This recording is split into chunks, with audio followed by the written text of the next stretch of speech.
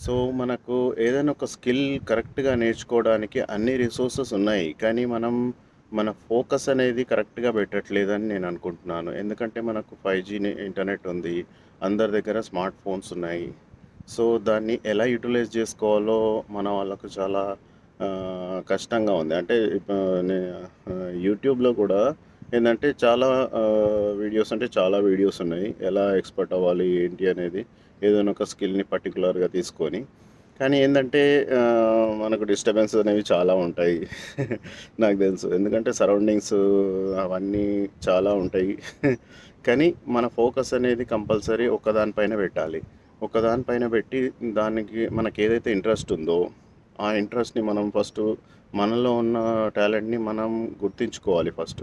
గుర్తించుకుంటే అప్పుడు ఆ టాలెంట్‌ని పట్టుకొని మనం ఏదైనా ఒక దాని మీద కరెక్ట్ ఫోకస్ చేశామనుకోండి, కంపల్సరీగా సక్సెస్ అనేది ఉంటది.